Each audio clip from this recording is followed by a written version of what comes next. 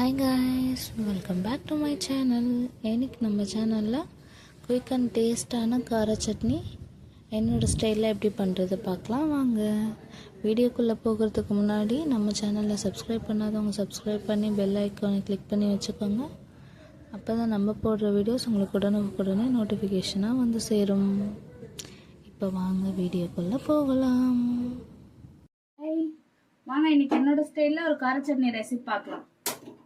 கடாய் on வச்சு stove on பண்ணிக்கலாம். கடாய் நல்லா காஞ்சிச்சு. கடலை எண்ணெய் கொஞ்சம் ஊற்றிக்கிறேன்.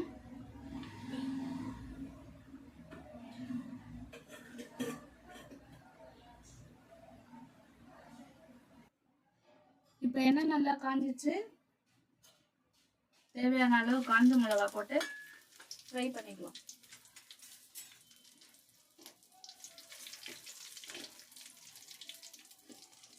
காரத்துக்கு ஏற்ற மாதிரி போட்டுக்கோங்க.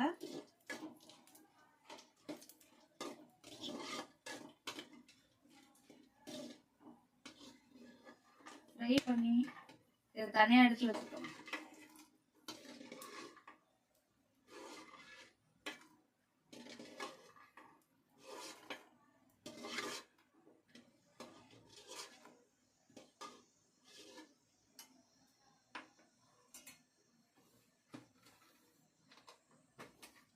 நெக்ஸ்ட் அதே எண்ணெயில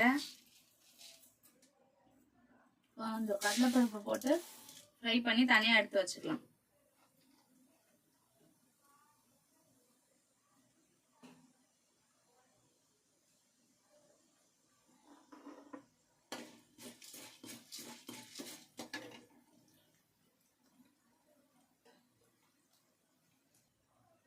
சாரி கைஸ், இது வந்து உளுந்து. நான் கடலை பருப்புன்னு மாற்றி சொல்லிட்டேன். ஸோ உளுந்த நல்லா வந்து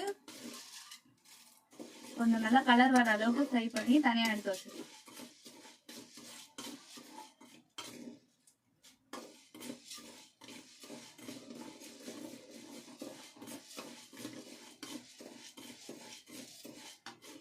இந்த அளவுக்கு நல்லா ஃப்ரை ஆயிடுச்சு. நம்ம தனியாக எடுத்து வச்சுக்கலாம். இப்போ உளுந்து தனியாக ஃப்ரை பண்ணி எடுத்து வச்சிட்டோம். வெங்காயம் தக்காளி இதில் போட்டுக்கலாம்.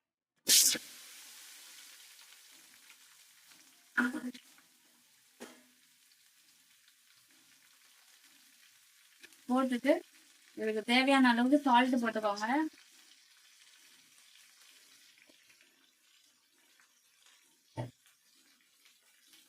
நல்லா மிக்ஸ் பண்ணிக்கலாம்.